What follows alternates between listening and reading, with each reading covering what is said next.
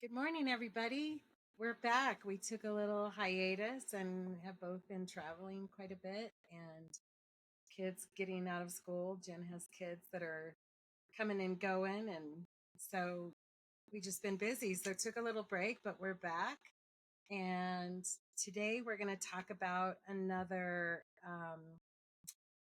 Diary of a CEO podcast. This one is about, it's called the Feminism Debate.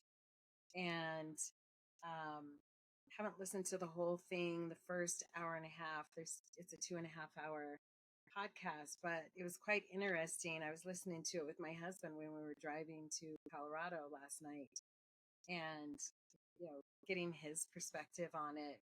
We were both pretty much on the same page with it, but I'm definitely interested to chat with you, Jen, about what you thought about it and talking points for you. I didn't get a chance to listen to it. Oh, you piece of shit. I forgot to tell you that. I didn't get a chance to listen to it. I've been moving. That's funny as hell. Oh. Okay, so we're going to pivot. But you know what? Why don't we talk about it? And then I can, whatever you talk about, I can jump in and we can talk about what you've learned. Okay, And yeah. no problem. So it's interesting. There was 3 women on as guests on the podcast. One of them was a social worker, psychoanalyst. I definitely had quite a few disagreements with what she was saying. Another one, the first one is Erica Comasan was her name. Another one was an author, Deborah Francis White. And she was a woman that, basically grew up in a cult and then left a cult. And the topic of feminism debate is what the sexual revolution did to women. And so they had a lot of contrasting perspectives. The last woman was a journalist who ended up just doing a lot of, sounds like a lot of writing on feminism just because the way her career has gone. And so originally part of the discussion was on women regretting their hookups.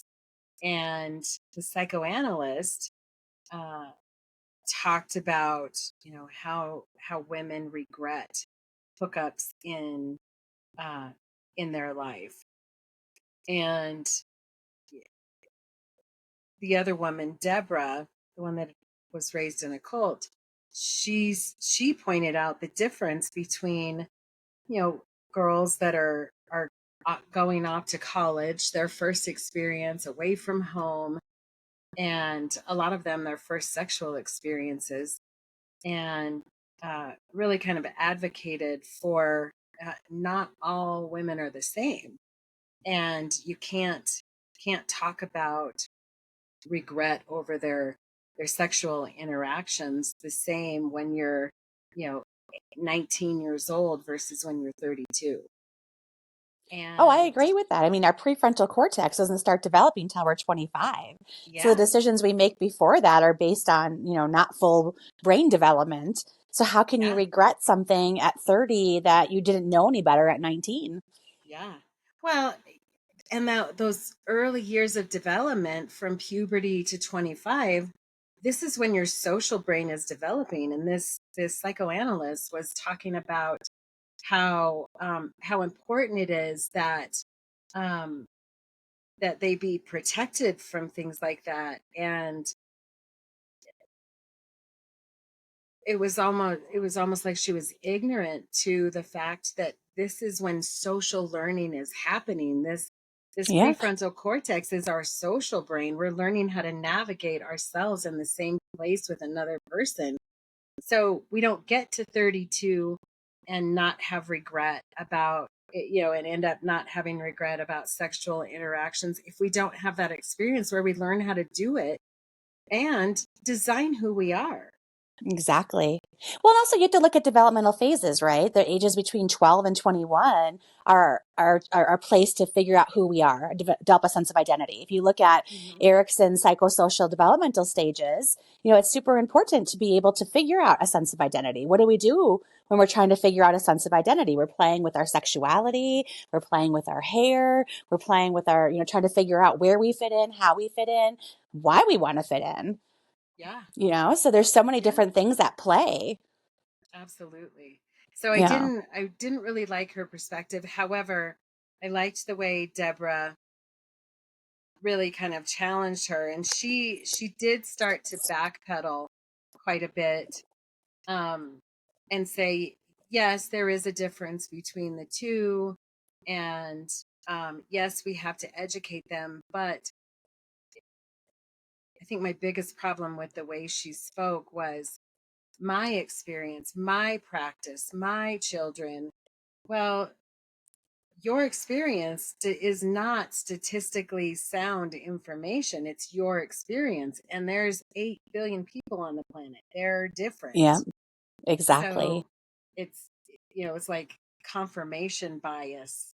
It just, Right. Well, and you have to I look at know what like, I'm going to find yeah, how myself. much was her confirmation bias based on religious bias, cultural Yeah. bias? Where did she grow up? Yeah. What was her parents? Her messages that she Absolutely. received came from her own parents, and who knows what they went through growing up. Yeah. Well, Yeah, and that's exactly what I wrote in my notes is there was no conversation about conditioning.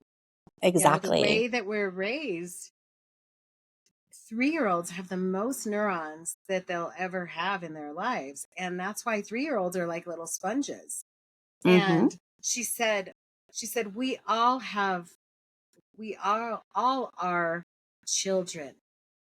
And I was like, no, your brain was wired when you were a child, and those neural networks still exist there.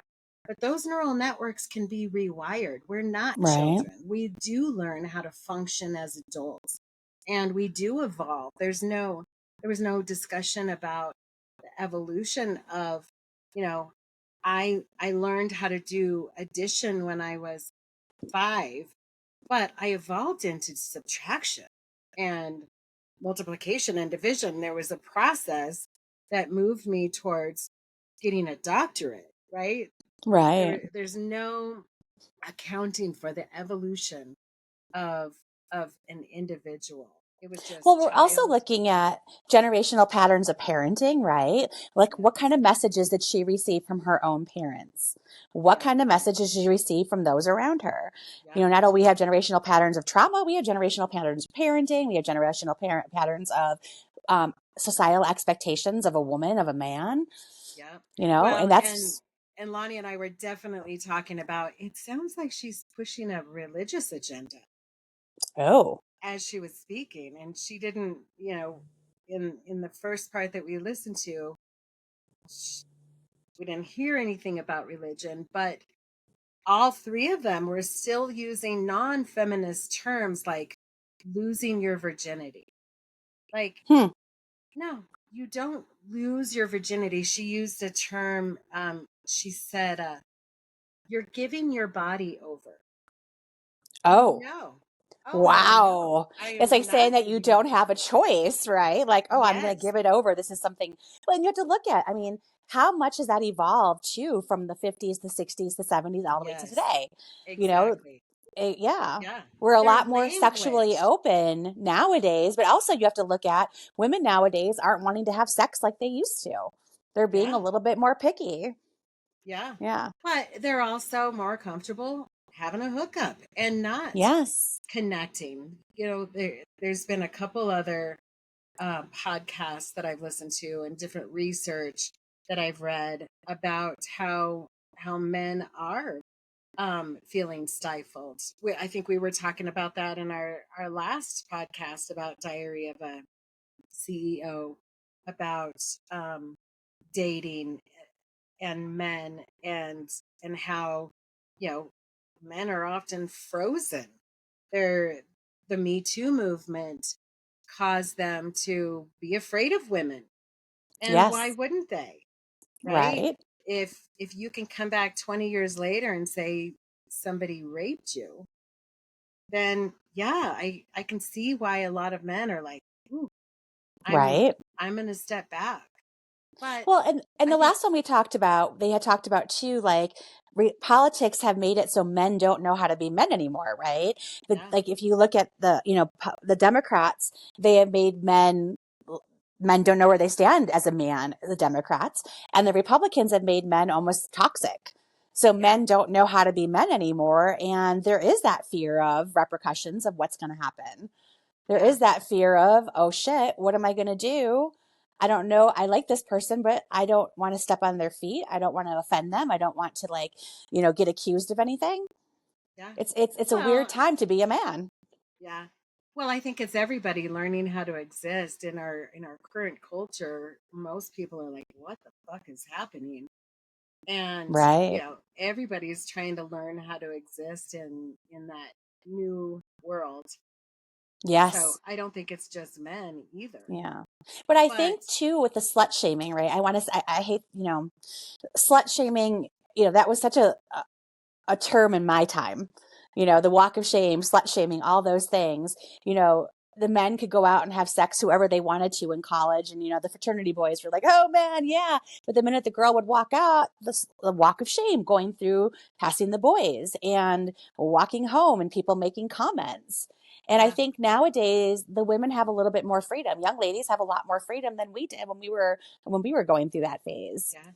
But then Yeah. you look at marriages. In marriage culture, the way that society talks about men is they shame them for wanting women shame them for wanting sex, and women get shamed for not wanting it. Yes. And Yep. instead of understanding the biology behind it, is men have a higher testosterone level than women on average, and Mm-hmm. it does drive more sexual interactions, and we pathologize it. Yes. If a buck is out in a field mounting every doe, we don't look at him and say, what a fucking animal. But if a man Right? wants to mount every woman, we're like, what a fucking animal. He's such a piece of shit. Instead of, okay, he's got biology, right? He's Right. got testosterone. Women's testosterone level is a tenth of what a man's is Yeah. at their highest level.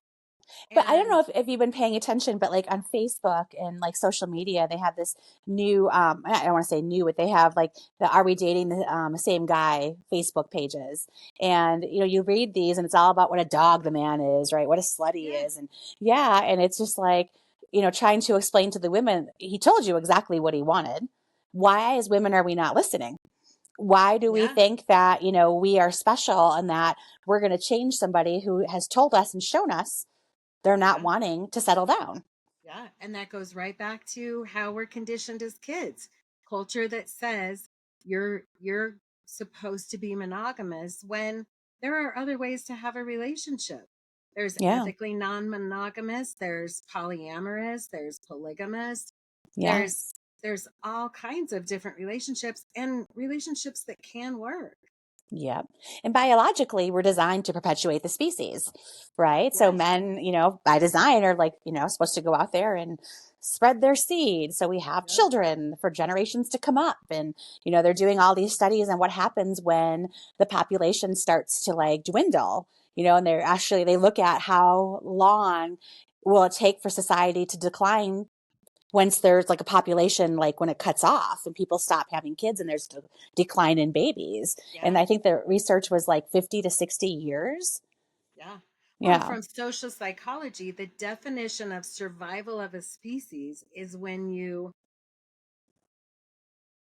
children survive to reproduce. exactly. Yep. So, yes, absolutely. And humans have a biological drive. There's the the theory of misattribution of arousal theory, Yes. and that is for people that don't understand.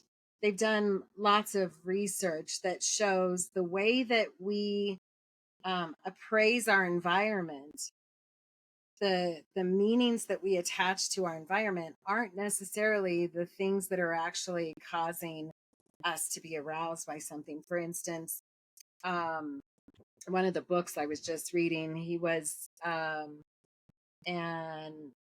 interviewer for terrorists, and he would take blood samples. And he was on his way to do these blood samples on a terrorist that he was interviewing. So he had dry ice with him in the car. Well, he's driving in the car on the way to this interview, and all of a sudden, he starts feeling his heart rate increase, and he's like, "Oh, I'm just excited because I love my job." Well, a few minutes later, he started feeling sick. He's like, "I need to stop." So he got out, started walking around the car. Well, he got some oxygen back. What was happening was the dry ice was sucking the air out of the car, the oxygen out of the car. And he had misattributed that it was his excitement rather than, no, your heart rate increased because your oxygen level was being depleted. There's Wow. there's another one where they tested I think it's like 450 men. And what they did is they would have this, I think it was a medical assistant, come in, and they would talk to these men, and then this medical assistant would come in, and then they would ask them to gauge their attraction to her, and they would be like, "Oh, she's a four or five." Well, in another study, they had the same person after these men had crossed this hanging bridge. So they're all these men, their adrenaline is all Oh, high. yes. They get to the other side, and then they ask them about their attraction to her, and they're like, "Oh, she's like a 9." And Hmm. it was because their chemicals in their body had changed. They weren't measuring those chemicals. They were just interacting with their environment socially, and they attributed their attraction to her differently. Right. So, I mean, social psychology shows us, right? If you want to like get someone attracted to you, to go to a theme park and ride a roller coaster, because the yeah, endorphins and all that makes you feel more attracted to yeah, people because it wires your brain differently. yeah, Yeah. absolutely. So there's so much about human biology that we ignore because we have these highly developed cortexes that attach meaning and reason and belief. And we talk about it like these women were talking about this feminist debate, and it's all meaning and reason and belief. Doesn't mean it's accurate to the biology of males and females. Right. And until that is considered, including the conditioning that results in those responses in their bodies, it's not going to be accurate information. It's just opinions. Right. My Well, and you look opinion, at your opinion, their opinion. yeah, men biologically can go out and they can get as many people pregnant as they can, right? Whereas Yeah, women, we can only carry one baby. Well, we can carry multiple babies, but we can only get pregnant sure. once in a 9-month period.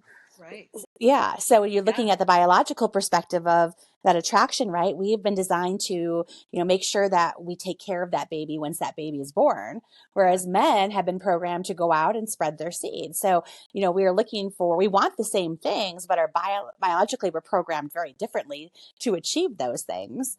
Yeah. Yeah. Absolutely. So if men are going to populate the earth, why wouldn't they do exactly what they're doing? Want to mount every doe. Right. But we Exactly. are we are also we also have highly developed cortexes, and we have social relationships, and we accept influence from other people in our social circles. So we do have a largely monogamous society. So Yes. it does perpetuate, you only get one. But that's not the only way to think about it. So Exactly. and so Yeah. I really had a problem with um, the way patriarchy was perpetuated in this feminism debate, Yeah. right? You Was know, it portrayed like toxic? Like the patriarch is toxic um, because, the patriarch has gotten such a bad reputation. Absolutely. Yeah. And, and nowadays we portray it as something that is evil, something that wants Yeah. to like go out and like steal power from other people. Yeah. And, there are certain forms of patriarch that are like that. But in general, I don't think people are designed with bad intentions. I agree. Most people are genuinely good. And I believe that a lot of the ways that our current culture you know, is largely because men have been forgotten as valued members of society. Meaning, there's this whole debate, what was it last year? Would you leave your child with a man or a bear? How many men have hurt you? Most men don't. Right. Right, so we have a couple men hurt us and we generalize that all men are bad, and they're not. you know Right. Way more good men have been in my life than bad men, Yes. Yes. and if Well, we and think don't about treat men that how way. much there, unspoken expectations and, non communication really affects how you're in a relationship with somebody. If you're going in automatically assuming that this person, you're dating for like marriage and you're assuming everyone you date's going to be marriage material, you're going to be very disappointed. Absolutely. And I'm a big, I tell all the young ladies I work with, I'm like, date to have fun, date to see if someone's a good fit. Don't date to get married Yeah. because you're going to overlook things. You're going to miss the red flags. And I'm telling you, everybody has red flags, not just men. Yeah. Yeah. And I have a lot of spices and seasonings in my cabinet. They don't all make a good fucking recipe. Right. So just because you get together doesn't mean, that's a good person and that's a bad person. It means it depends on what ingredients you bring to the recipe, whether you're going to make a good cake or not. If that person's full of pepper, it's probably not going to be great in your cake. It doesn't mean pepper's bad. I mean, pepper Right. means pepper might need to come over here to a salad dressing recipe. It's just going to be Exactly. different. Exactly. So Speaking of which, the other day I was driving down the street and I saw this restaurant. It said turmeric, and I thought it said Italian restaurant. And I'm like, that's interesting. A turmeric Italian restaurant? And then I got closer and it was an Indian restaurant. And I'm like, that makes more sense. was But it called turmeric? it was called turmeric, yeah, but Oh, I that's couldn't funny. see from far away. So I Hmm. thought it said Italian. I'm like, since when do turmeric and Italian go together? Right. But it's the same kind of concept, right? Yeah. You got to Yeah. know what's a good mix. You got to know what you're baking with. And you got to know Yes. what you bring to the table too. Because if you're Absolutely. pepper yourself, you're not going to make a good cake. Absolutely. And a relationship is designed by the two people that are in it, not Yes. what society says it's supposed to be, not what your parents told you. Because if you base your relationship off of what your parents did, you're probably going to be disappointed because it takes two people to bring all of the same variables together to Yeah. be successful. And that's never going to happen. Well, and think about most of our parents, right? They got married really young. They Mhm. really, a lot of them did know each other because it really wasn't a big world back in the days. Everybody Right. just kind of married each other that was from a Yeah, there small wasn't the city. internet. Yeah. Yeah, so you knew each other for a long time. You grew up together. And Yeah. nowadays we're meeting people on the internet. We're not getting a full picture of who they are. We Yep. don't know their family. We don't know their friends. Yep. So we're kind of just winging it. And, especially if we're coming from two different cultures, we're Yep. speaking very different languages. Absolutely. Yeah. From a brain perspective, you know, in our society, we perpetuate this idea of normal. And maybe I've said this before on an earlier podcast. Um, you know, Human beings have about 100 trillion synaptic connections in their brain, and the synaptic connections are the spaces between which our experiences are stored as electrochemical signals. They're transmitted across those networks. And so the average person has 100 trillion experiences stored in their brains. There's 8 billion people on the planet. The mathematical likelihood that any two people could be the same is zero. Yes. So when you take that into account, you understand there's a lot of ingredients in the world. And if you're going to make a recipe, you have to come together and really kind of assess, is this a good recipe for the two of us? There's not, it doesn't matter how many couples I've seen. There's never one person that's to blame for all the problems in the relationship.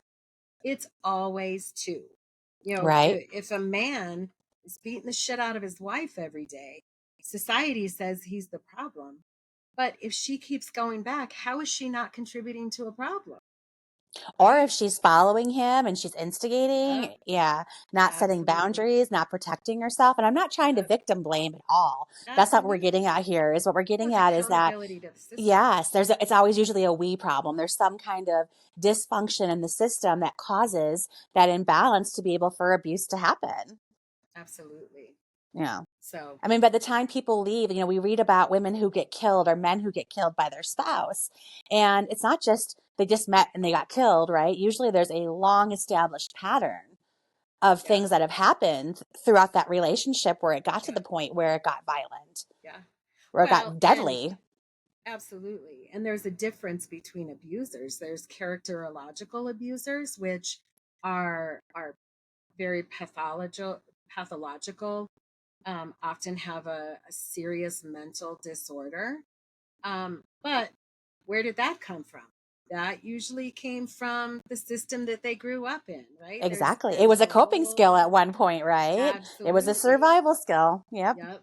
But situational abuse is different. However, in our domestic violence treatment society, they treat them both the same, and they're not the same. Yep. Situational abusers often, one in particular that comes to mind is a man that grew up in an environment where he was really bullied by the adults in his life, and he's really soft hearted, and he had a lot of bullies in his life, and he got to a point with a partner, and this partner was just poke poke poke poke poke, and eventually he ended up with a domestic violence charge. Mm, And it's because it was situational. And everybody has fight flight freeze. He'd gotten to the point where he was fleeing. He had always been fleeing or freezing, and eventually he moved into fight, yep. and now he has a domestic violence charge.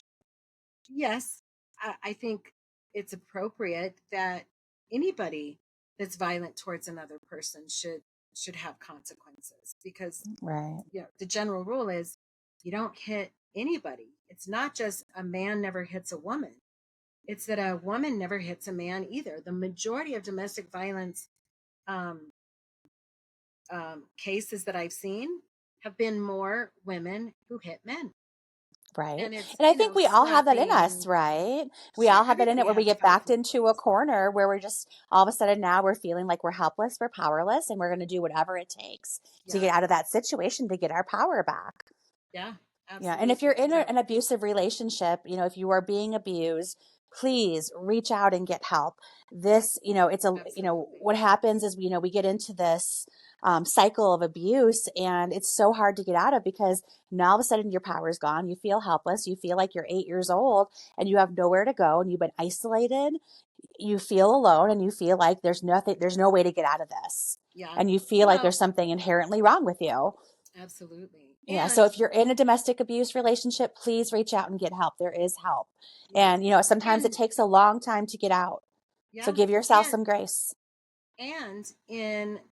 in relationships that have that um you know situational toxicity, take your partner. A lot of times, you know therapists have been conditioned not to see a couple together if there's domestic violence, and that's not necessarily the case when it's situational. If it's characterological, where this person is all about being in control all the time, you know just to summarize characterological, yes, I would not see a characterological abuse, an abuser with his victim. Yeah. Now But we're looking at let's, like, sociopathology, right? And yes, psychopathology. exactly. Yeah. Yes. But in situational cases, I absolutely will, because I want each of them to understand how their behavior is a coping mechanism from previous experiences in their life. Let's build more effective coping mechanisms, and let's do it. You can do that in the same space as your partner. But Yes. you learn how to set boundaries. You learn how to recognize, fight, flight, freeze in your body. And you go, okay, I'm going to go over Right. here and I'll come back when I'm in control of my actions, not you Yeah. have to calm me down. Well, remember So, for you guys out there too, is that, we learn how to be in a relationship by watching our parents. And as Mary says, we have the most neurological pathways in our brain than we'll ever have in the rest of our life before the age of 7. So if yeah, you're watching two parents constantly in this attack and withdrawal, and just, constant, state of chaos, then what have you learned? Your central nervous system gets wired to recreate that. So we end up in trauma bonds throughout our lives, yeah, recreating that. I'm going to push you and then you're going to push back and then we're going to attack each other and then pull away, and we're going to recreate all the chaos we ever knew in our yeah. life growing up. Yeah, we're all normal within the context of our A own lives, text. but normal isn't Right. always effective. The goal is to be effective, but recognize how our coping mechanisms tended to work in the past, but you get to a point when those don't work anymore because it's a new Yep. environment. When you have to remember the So, difference between like surviving and thriving, right? Surviving is, keeping those same coping skills that you used and recreating all the things that you've learned from your own parents. Where yeah, thriving is recognizing this is no longer working. It's causing me a lot of chaos. It's causing me a lot of angst. It's causing us to be abusive towards each other. And now it's being able to step back and say, hey, let's get rid of what we saw growing up and develop something yes, new, a new template. Let's yeah. have a blank template and learn as we go on what's healthy and what's hmm not. Yeah, No. learn not to be hijacked by the things you were hijacked by when you were younger, before you had Right. more effective coping mechanisms. And our amygdala is going to hijack us all the time. And it's going Yeah, to be a constant like struggle to be able to tell that amygdala, calm the frick down, man. yeah, yeah. Yeah, you're Well, not in and danger. This person loves me. This person is not a threat. I can, yeah, go to them and not, automatically scream and assume the worst. yeah. And our Yeah. our brain doesn't distinguish between an actual threat and a perceived threat. Our body feels it from earlier experience, and we say, "I'm going to generalize this. That's a threat." When actually, there's not even a bear in the room. Your partner just said, "Can you help me with the dishes?" Right? Right. It's, oh shit, now I'm in trouble like I was when I was a kid and I didn't do the Oh, dishes. shit's going to hit the fan now. Yeah. Yeah, But what if you live with a polar bear in your living room your whole entire life, and you've learned to walk on eggshells and walk around and tiptoe around that polar bear? That yeah, stays with you. Our central yeah, nervous system is designed to protect us and predict what's going to happen next. And if yeah, we've always growing up had a polar bear, what we're going to do is yeah, assume everyone's a polar bear. yeah, And we're going to keep using those same techniques that we use in yeah, order to like get what we need. And yeah, oftentimes, we can simply just go up to our partner and say, I'm feeling lonely. I need a right. hug. But if we've never had that model to us, what are we going to do? We're going to poke. We're going to like be, instigate. We're going to do things that are going to create a lot of chaos. Yeah. I think this is a good pivot to what you wanted to talk about today, the series Dying for Sex, Yes.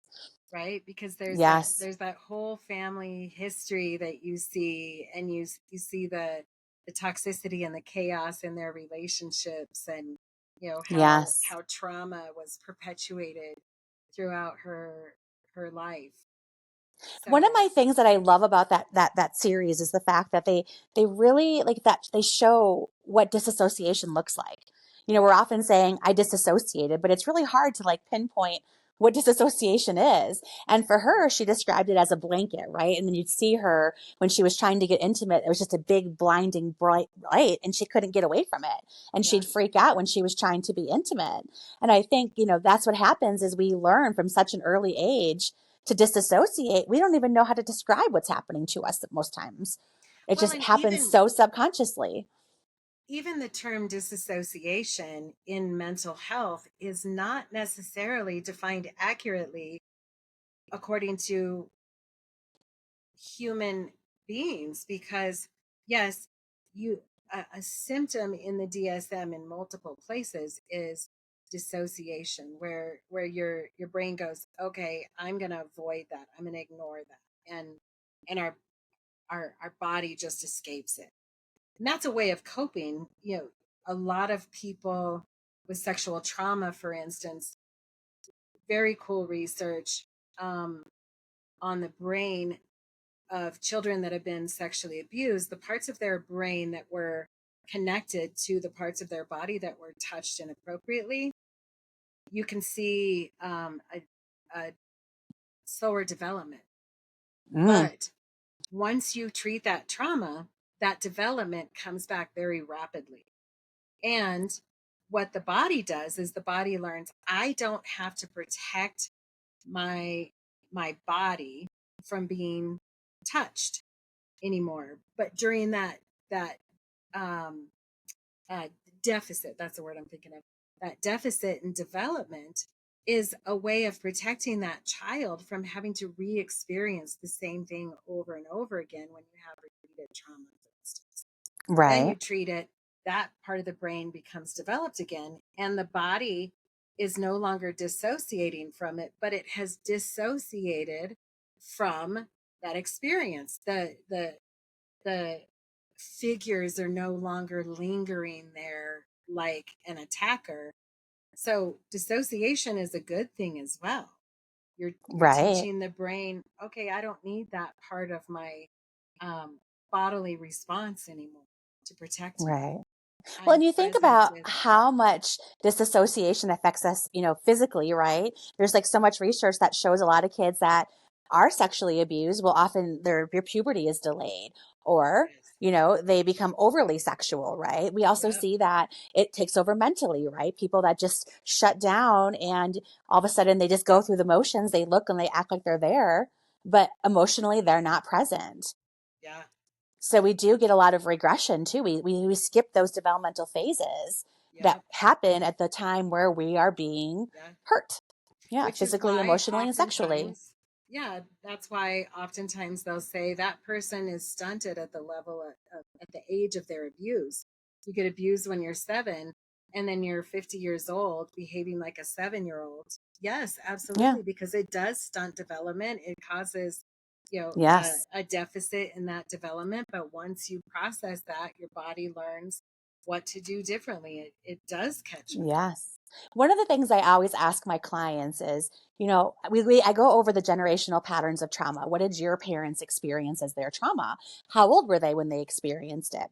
And then I ask them, what age did you outgrow your parents emotionally? And most people say elementary school, middle school, high school. And what happens, it's really hard to give to you what wasn't given to yourself as a parent. Yes. Yep. If nobody was there protecting you, if nobody was there teaching you how to protect yourself physically, emotionally, all the things, Hmm. oftentimes what happens is you put your kids in the same positions Yeah. because you don't know anybody and there was nobody teaching you that this wasn't right. Yeah, parents that yell at their kids and say, "Don't yell at me." Yeah. Well, where did they learn that? Right? Exactly. There. Yesterday, my son and I were driving. That's such a funny story is that we're driving, we're having a conversation about something. And I said, I forgot what it was. And then I told him, I said, a conversation isn't about you trying to change my mind. And he stops and he looks at me and he's like, do you not realize that you spent the last 5 minutes trying to get me to agree to what you just said? And I'm like, oh my God, you are so right. I am so sorry. But I sat there trying to tell him what he was doing wrong when I was doing the same thing. Yeah. And I said, I see where you get it from, and I do apologize. Yeah.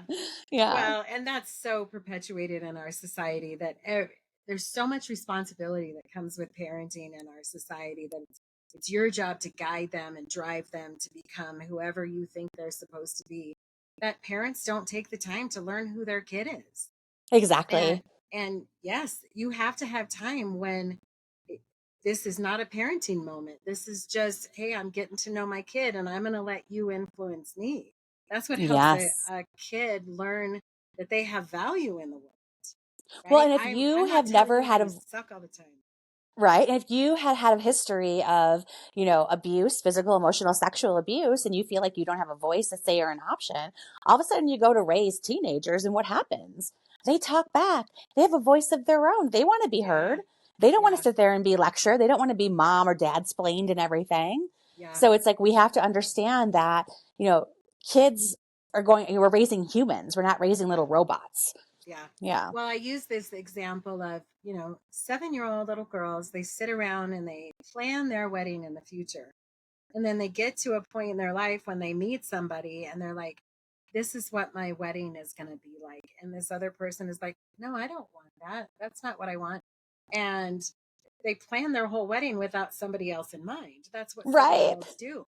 However, parents do the same thing when they're pregnant. They start planning this child's future, but they're planning it ignoring the fact that you are giving birth to a human being who has Yes. interests of their own, things that they like or don't like, And they have even free in will. infancy. Yes. Yes. So if you plan your child's whole future without them in mind, you're going to get some rejection in return. Yeah. Guaranteed, because Yes. everybody wants to be comfortable. Everybody wants autonomy. Everybody Yes. wants to have control over their own lives. And going So, back to Erickson's psychosocial stages, right? Autonomy yeah, is one of them. And if we're sitting here and not letting our kids make choices or make mistakes, if we're yes, helicoptering them, if we're snow plowing them, we're setting them up for like yeah, failure in the future. We're going yeah. to have a whole generation of kids that can't problem Research solve. shows that the a lot of the kids that die in college were kids that were raised by helicopter parents, because those kids didn't get to make decisions. They go off to college and they're like, fucking finally. Free, And I'm they are free. off the fucking rails because Yes. they didn't get to make mistakes. They didn't get to be guided and still have support with recovering from those mistakes. So they understand there's consequences, not Yep. just your parents' consequences, but life consequences. Yep. Kids have to I'm a make perfect example mistakes. of that. I had a mom who was So an alcoholic and it's very emotionally and physically it's abusive. And when I it's went off just to important college, oh, I to was free. I have was like, oh, damn, I accountability. am free. And Yeah. I ended up drinking too much. I ended up getting kicked out of college my freshman year. I ended up almost dying because I jumped off a bridge because we were, well, not jumping off of a bridge, like literally, but like we really were. We were jumping off the bridge into the Your Mississippi parents are like, "Are River. you going to jump off a bridge?" And you're like, "Yeah, watch." And that's the thought that happened to me as I jumped off the bridge, realizing I'm not a good swimmer. And I'm jumping off the bridge into the Mississippi River after high like flood waters. And I'm like, oh shit. I said, this is where I can hear my mom's voice in my head. If someone jumps off of a bridge, are you going to follow? And I'm like, actually, I jumped first. Of course you did. But I made a But lot of mistakes. And because I was yeah, trying to get my sense of identity, autonomy, all the things that I missed out during yeah, childhood. yeah. Yeah. I got married at 17, really to escape. Obviously I didn't think this at the Yes. time, or maybe I did, but I got married at 17 to escape, people telling me what the fuck to do. I wanted to be on my own, and I feel like I did fairly good for myself without everybody up my ass about everything. Yep. I took the long way to get where I was at because I had to learn Yeah, for myself. I couldn't have everybody up my ass telling me what to do, yeah, how to do it, to be afraid of life. That's what my mom taught me. Be afraid of life. Life is yeah, scary. People out there are scary. And you know what? I found out that they definitely. weren't. I had to find out that way. I Yeah, had to be able to learn how to trust my own gut, my own instincts, and to be yeah, able to lean into that and not just go off of like my mom's own generational patterns of trauma. yes. Yeah, my Yeah, mom's anxiety was driven off of her mom's anxiety. And exactly. absolutely, my first marriage, I was full of anxiety. Yeah. And My mom's cousin was killed by Ted Bundy, and she was really young, maybe 18 years old. And forever, that's all I ever heard is be careful. You can't walk alone. You can't do this. You can't do that. There's dangerous people out there. And, forever she helicoptered me because she was afraid something bad was going to happen to me. right, Yeah, generational trauma. exactly. Yeah. Yeah. But we have to wrap Yep. things up for the Yep. day. So Yep. thank you So guys for let's end it tuning on in. Ted Bundy. And if you need help in a domestic violent relationship, reach out for help. Try not to assume ahead of time, the value of the people in your relationship, and, Yeah. and go to a professional and know that Remember, you you're both not have your crazy. There's nothing wrong with you. You're not overreacting. You're not too sensitive. You have good gut. You have good instincts. Listen to it. And if you need help, please go seek professional help. You are not alone. absolutely. So Yes. subscribe, reach out, ask questions. We'd love to answer your questions on our next podcast. So we'd love to hear from you. Yeah, we'll see you guys next week. Have a wonderful weekend. Go live out there. Go out there and live bravely and That's courageously, but right. Because smartly. life is fun. Yes. Yes. Bye. Bye, guys. Have